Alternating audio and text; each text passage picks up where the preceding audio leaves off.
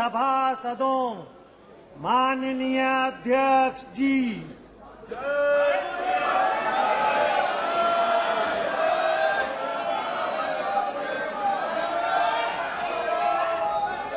प्रश्नकाल।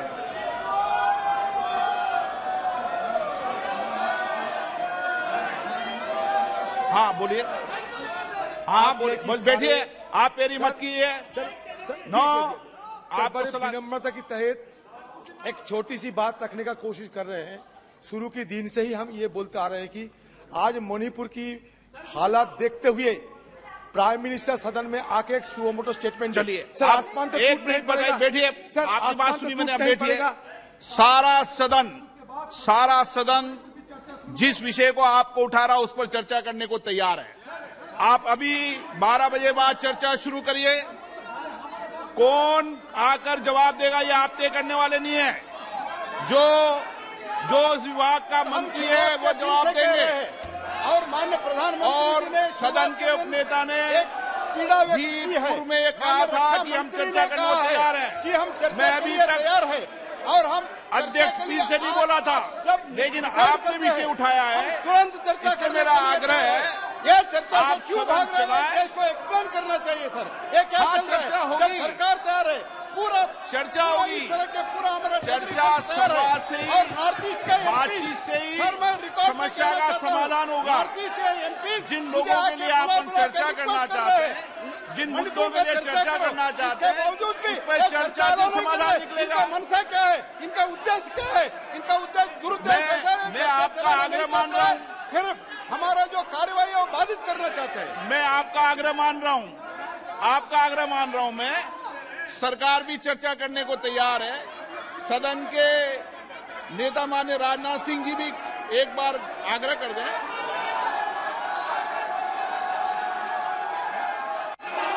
हम मणिपुर के मुद्दे पर चर्चा के लिए पूरी तरह से तैयार हैं, लेकिन फिर भी प्रतिपक्ष हमारी बात को स्वीकार करने को तैयार नहीं है। मैं यह मानता हूं कि मणिपुर जैसी गंभीर घटना के प्रति जो चर्चा होनी चाहिए उसके प्रति प्रतिपक्ष गंभीर नहीं है। नीचे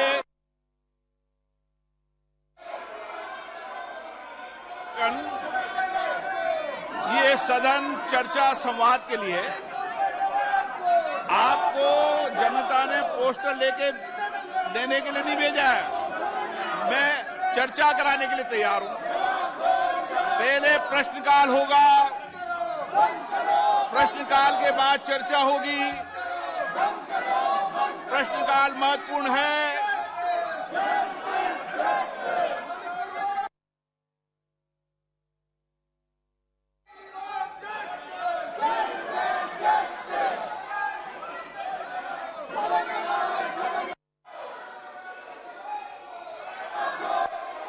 आप चर्चा करना चाहते हैं, चर्चा नहीं करना चाहते?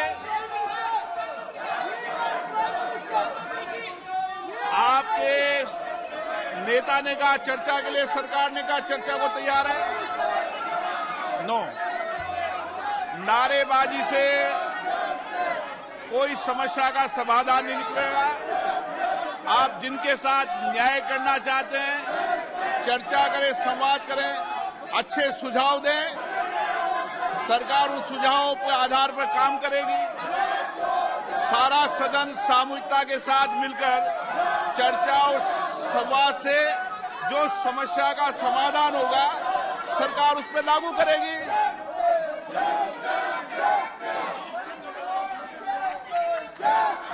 प्रश्नकाल, प्रश्न संख्या 41, श्री सुबोध पाठक।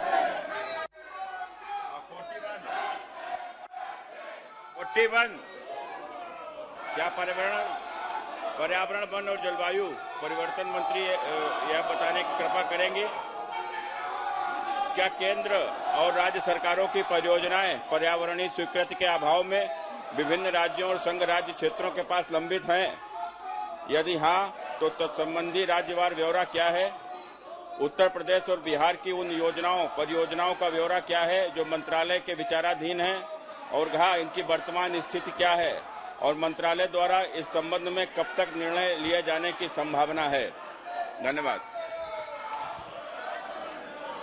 माननीय अध्यक्ष महोदय, कुल मिलाकर के 153 परियोजनाएं लंबित हैं और उत्तर प्रदेश और बिहार के बारे में जो माननीय सदस्य ने पूछा है उसका भी उत्तर इस विस्तार के साथ लिखित में दिया गया है।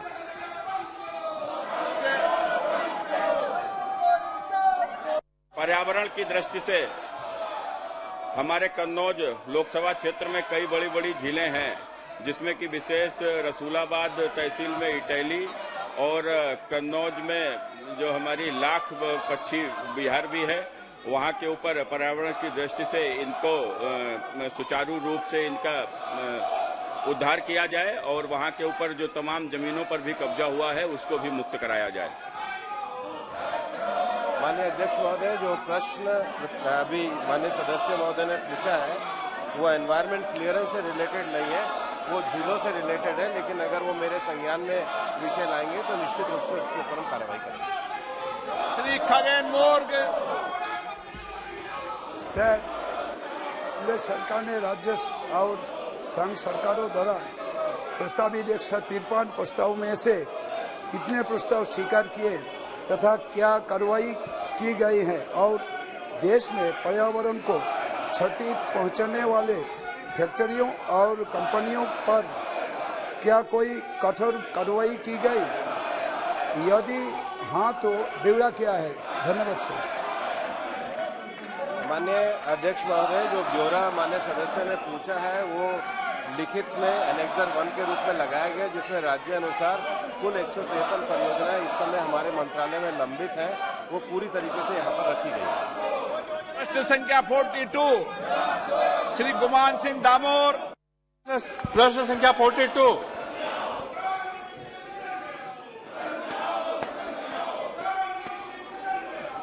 प्रश्न संख्या 42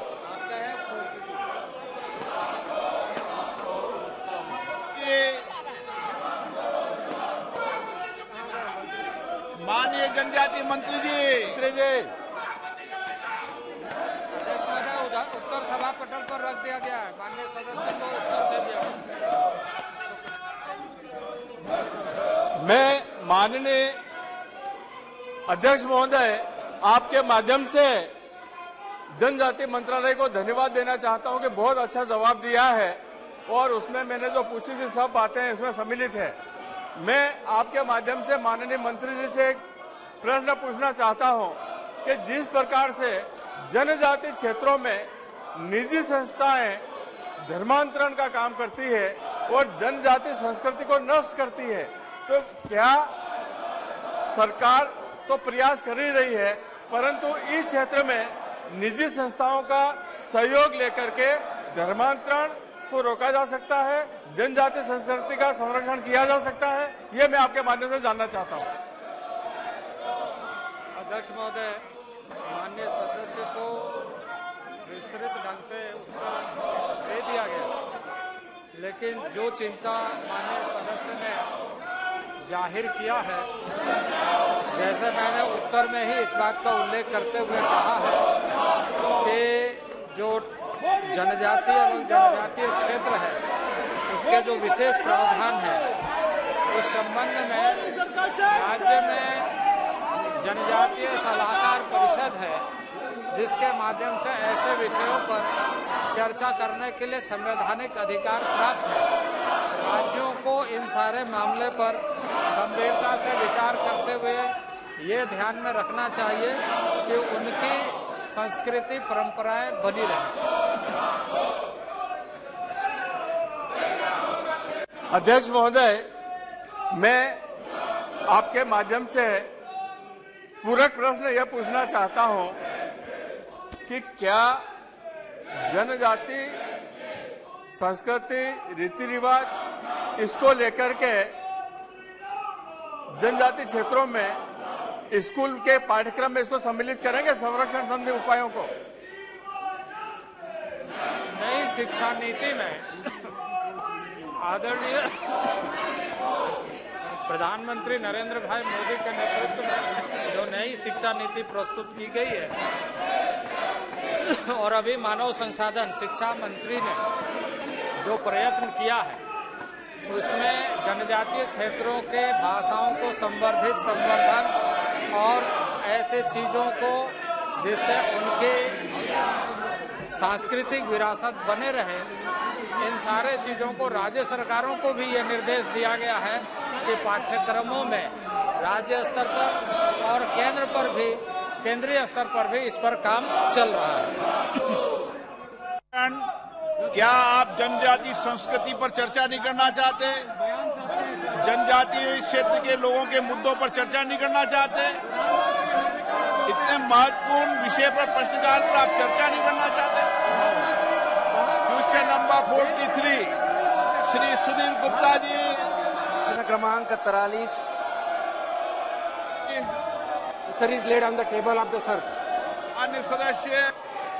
माननीय अध्यक्ष जी, आपके माध्यम से मैं माननीय वित्त मंत्री जी को, देश के प्रधानमंत्री जी को धन्यवाद देना चाहूंगा कि मेरे प्रश्नों का बहुत ही विस्तृत उत्तर दिया है। मैं जानना चाहता था कि सरकारी बैंकों के माध्यम से देश के वित्तीय प्रबंधन में कहां-कहां सुधार हुआ है। बैंकों ने पीएम स्वनिधि, किसान credit card, stand up India, प्रधानमंत्री मुद्रा योजना के माध्यम से करोड़ों लोगों को जोड़ा है।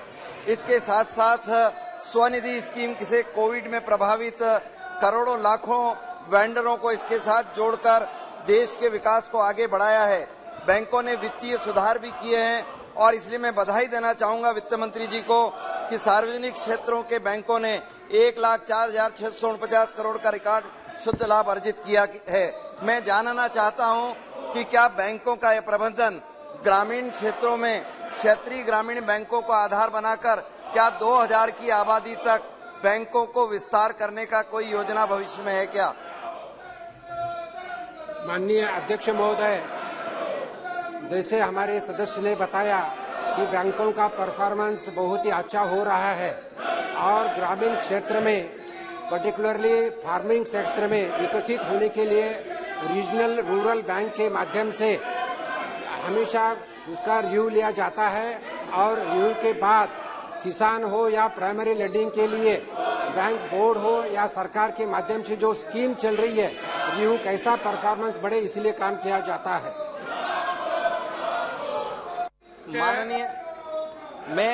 माननीय मंत्री जी, मैं ये जानना चाहता हूं कि आज देश में लाखों लोगों को आपने वित्तीय सुविधाएं उपलब्ध की है और जिन योजनाओं के माध्यम से जिन लोगों को जोड़ा है, क्या एक ऐसा वित्तीय अनुशासन निर्मित हो सकता है क्या कि जो लोन जिस उद्देश्य से लिया है वह नीचे रोजगार बढ़ाने के लिए काम कर रहे हैं या नहीं? इसके लिए कोई खाका तैयार है क्या? माननीय अध्यक्ष महोदय, माननीय प्रधानमंत्री जी के नेतृत्व में वित्त मंत्रालय ने जो अलग अलग स्कीम्स चालू किया है, जिसे मैं बताना चाहता हूं, मुद्रा लोन हो या स्वनिधि योजना हो या सेल्फ हेल्प ग्रुप हो, इसी के माध्यम से छोटे उद्योग या बड़े उद्योग को वित्त मिलता है, अर्थ मिलता है और उसके माध्यम से रोजगार भी बढ़ा है। अगर मैं बताना चाहूंगा तो एमएसएमई के माध्यम से अराउंड 1,13 लाख रोजगार उपलब्ध हुआ है। मुद्रा के माध्यम से 39 करोड़ लोगों को भी रोजगार उपलब्ध हुआ है। तो हर क्षेत्र में रोजगार उपलब्ध हो रहे और जैसा प्रधानमंत्री के माध्यम से जो रोजगार सम्मेलन ले रहे हैं, वैसा प्राइवेट सेक्टर में भी रोजगार उपलब्ध हो रहा है और लोगों को उनका फायदा हो रहा है। धैर्यशील माने।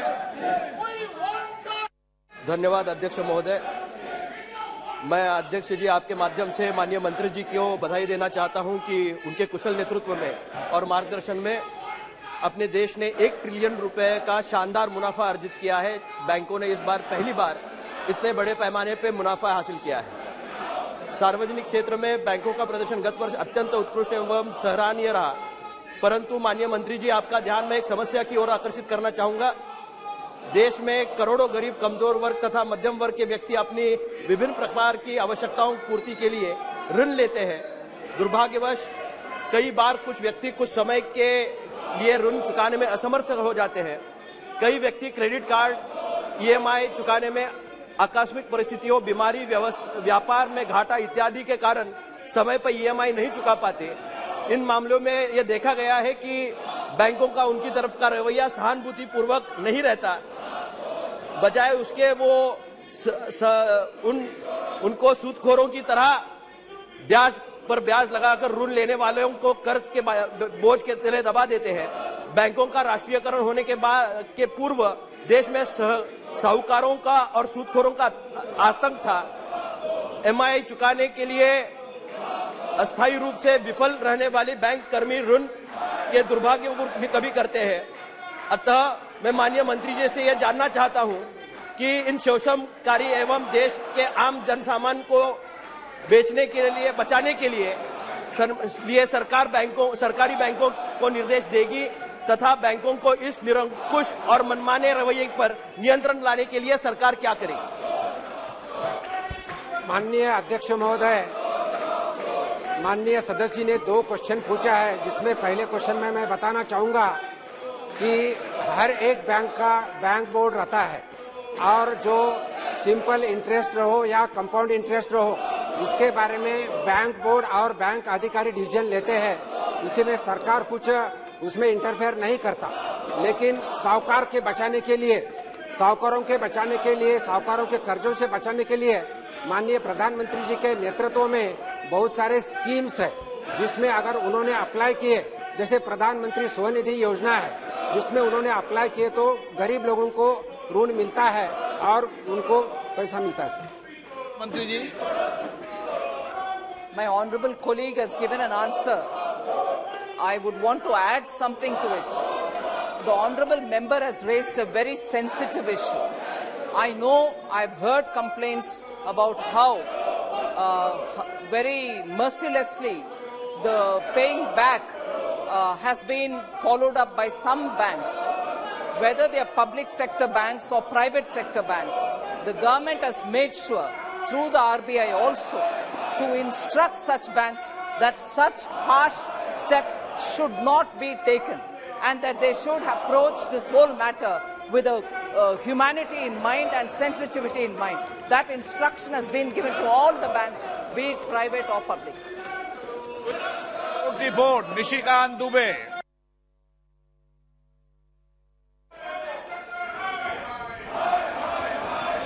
माननीय अध्यक्ष जी, मंत्री जी का जो उत्तर है, माननीय प्रधानमंत्री जी का जो एक मिशन है स्किल डेवलपमेंट, पहली बार भारत सरकार ने जो है स्किल डेवलपमेंट पर बड़ा काम किया। हमारी सरकार बहुत अच्छा काम कर रही है। लेकिन जो इनका उत्तर, इसका या एजुकेशन का उत्तर है, जिसके दोनों के मंत्रालय के वो मंत्री हैं, उसमें सबसे महत्वपूर्ण बात जो है कि महिलाओं का प्रशिक्षण का जो रेशियो है आज भी कम है। मंत्री जी ने अपने उत्तर में 34% कहा है और इसका जो मुख्य कारण मुझे इस उत्तर से दिखाई दे रहा है कि एनएसडीसी है या अलग अलग मंत्रालय, 20 मंत्रालय हैं जो स्किलिंग का काम करते हैं, उसके कोऑर्डिनेशन के लिए एक कमेटी शायद बनी है या नहीं बनी है मुझे नहीं पता। लेकिन उसके बावजूद भी, इतने प्रयास के बावजूद भी महिलाओं की संख्या घट रही है। मेरा आपके माध्यम से माननीय मंत्री जी से आग्रह है या मेरा सुझाव है या प्रश्न है कि जो एनएसडीसी है और जो सारे मंत्रालय स्किलिंग का काम कर रहे हैं, उसको कोऑर्डिनेशन के लिए क्या कोई कमेटी बनाने का इरादा है, और यदि इरादा है तो उसमें महिलाओं की संख्या कैसे बढ़ेगी, उसके बारे में भारत सरकार की क्या सोच है?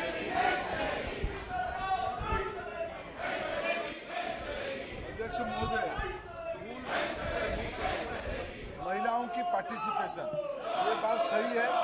आदरणीय सदस्य जी ने जो विषय उठाया है, शॉर्ट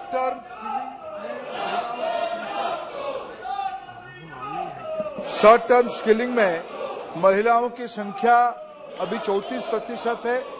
लेकिन जिस ढंग से देश में कटिंग एज स्किल्स आ रहे हैं, न्यू एज स्किल्स आ रहे हैं, विशेष करके मैं उदाहरण देना चाहूंगा आईटी सेक्टर में, सेमीकंडक्टर में, डिजिटाइजेशन की नया दुनिया में महिलाओं की आवश्यकता उसमें और लगने वाला है।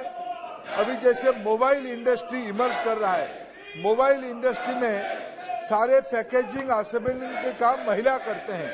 आने वाले दिनों में इसकी संख्या बढ़ेगी। भारत सरकार की स्किल डिपार्टमेंट की नेतृत्व में मेटी जैसे अनेक विभागों की कोऑर्डिनेशन में इस संख्या को बढ़ाने का प्रयास किया जा रहा है। अध्यक्ष जी, इस देश में 14वें, 15वें और 16वें वित्त आयोग से कई एक ITI भारत सरकार ने माननीय प्रधानमंत्री जी के नेतृत्व में बनाया है। और मैं दूसरे जगह नहीं जाता, मेरे ही लोकसभा में, क्योंकि प्रत्येक ब्लॉक में आईटीआई बनना है, मेरे ही लोकसभा में 15 आईटीआई बने हैं। जब रूडी जी मंत्री थे तो मैं इनको दिखाने भी ले गया था। लेकिन राज्य सरकार आईटीआई के प्रति जो है वो इतनी अनमनस्क है कि वो कोई आईटीआई चलाने को तैयार ही नहीं है। भारत सरकार का पैसा है, आईटीआई चलता नहीं है। और उस वक्त ये योजना बनी थी कि आईटीआई को भारत सरकार, चूंकि उसका पैसा है, तो ये स्किलिंग के लिए उसका उपयोग करना चाहिए, और राज्य सरकार सहयोग नहीं कर रही है। क्या केंद्र सरकार इन सारे आईटीआई को, जो कि भारत सरकार के खर्चे पर बना हुआ है, उन सबों को अपने हाथ में लेकर स्किलिंग का एक बड़ा कार्यक्रम चलाने का विचार रखती है?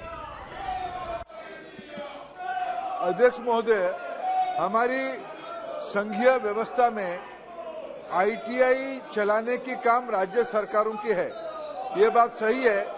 कुछ राज्यों में न राज्य सरकार की उदासीनता के कारण ये बात ध्यान में आती है, लेकिन अभी फिलहाल भारत सरकार आईटीआई को सीधा लेके चलाने की कोई प्रस्ताव नहीं है। तिवारी जी। धन्यवाद अध्यक्ष जी। माननीय मंत्री जी ने मेरे प्रश्न का बहुत विस्तार से उत्तर दिया है, आभार प्रकट करता हूं। और स्किल डेवलपमेंट के माध्यम से देश के युवाओं को बहुत अच्छी संख्या में रोजगार भी मिला है। हमारे यशस्वी प्रधानमंत्री नरेंद्र मोदी जी की सोच ये दर्शाता है कि युवाओं के प्रति बहुत अच्छा हो रहा है।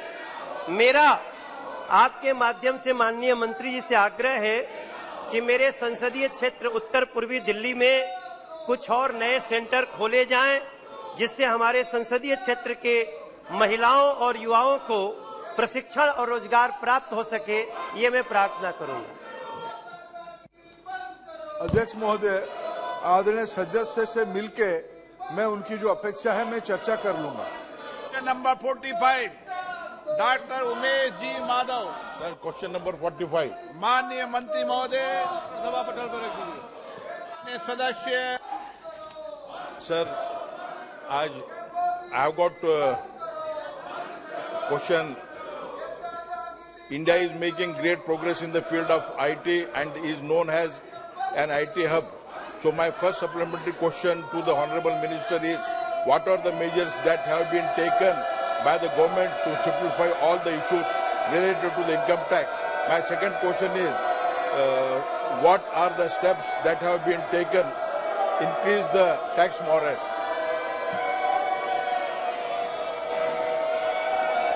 माननीय अध्यक्ष जी, जो माननीय सदस्य ने पूछा है कि क्या कदम उठाए गए, हालांकि विवरण सदर पटल पर है, फिर भी मैं बताना चाहता हूं कि सरकार में इस क्षेत्र में किसी प्रकार का दबाव बनाने के बजाय तकनीकी उपयोग द्वारा लोगों को टैक्स भरने और रिटर्न फाइल करने हेतु प्रोत्साहित करने का कार्य कर रही है।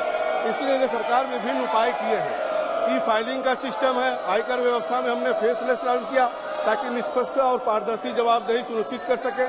टीडीएस सिस्टम हमने लागू किया, आयकर विवरण प्रणाली को फाइलिंग के लिए लागू किया, एंड्रॉयड और आईफोन एप्लीकेशन डेवलपमेंट किया, एनुअल इंफॉर्मेशन सिस्टम तथा आईटीआर के सूचनाओं के ऑटो पॉपुलेशन किया जा रहा है। ये दोनों व्यवस्था सकारात्मक रूप से करदाता को प्रोत्साहित करती है और वह आईटीआर सही भर सके। करदाता के रिटर्न फाइल करने के बाद उसे वेरिफिकेशन के माध्यम से अपने रिपोर्ट के सत्यापित करने की भी सुविधा दी जा रही है। ऐसी तमाम प्रकार की योजनाएं भारत सरकार चलाई ताकि लोगों को रिटर्न भरने में आसानी हो। Speaker sir, I want to ask the Honorable Minister that while the faceless assessments have been a game changer in ease of filing and compliance, the faceless assessments also result in several high-pitched assessments, and many times these high-pitched assessments create issues of compliance and otherwise for startups and SME companies. What is the government doing to take steps to address the issues arising out of these high-pitched assessments? माननीय अध्यक्ष जी, कहीं न कहीं faceless के माध्यम से इन सभी चीजों को लिया गया है और समय समय पर समीक्षा की जाती है और आईटी प्लेटफॉर्म पर विभिन्न अभियानों के माध्यम से जन जुड़ाव पर जोर दिया जा रहा है। विभिन्न ऐप इत्यादि तथा आईटी सिस्टम आदि आने वाले समय में आयकर को और भी आगे दिशा देने वाला काम करेंगे। माननीय सदस्यगण, मैं आपसे पुनः आग्रह करता हूं कि सदन में आप लोग महत्व के विषयों को उठाएं। प्रश्नकाल महत्वपूर्ण होता है। प्रश्नकाल में सरकार की जवाबदेही होती है। जिन मुद्दों की आप बात कर रहे हैं उन मुद्दों पर पूरा सदन चर्चा करने को तैयार है, लेकिन माननीय सदस्यगण, आपको नारेबाजी और तकिया लाने के लिए जनता ने नहीं भेजा है। ये सदन चर्चा मुद्दों से ही समस्या का समाधान निकालेगा। नारेबाजी से, तकियों से समस्या का समाधान नहीं निकलेगा और उन लोगों के साथ भी आप न्याय नहीं कर पाएंगे। इसलिए मेरा आपसे आग्रह है, सदन चले, आप अपनी बात रखें। मैं पर्याप्त समय, पर्याप्त अवसर आपको हर मुद्दे पर बात रखने के लिए दूंगा। मैं पुनः सभी माननीय सदस्यों से आग्रह करता हूं कि वह अपनी अपनी सीट पर जाएं और जिन मुद्दों पर आप चर्चा करना चाहते हैं 12 बजे बाद उस मुद्दों पर चर्चा के लिए मैं सभी दलों से बात करके सहमति बनाकर इस मुद्दों पर चर्चा कराने को तैयार हूं। आप नारेबाजी करेंगे, तकिया लाएंगे, इसीलिए आपने जनता को भेजा था। सदन की कार्रवाई 12 बजे तक के लिए स्थगित की जाती है।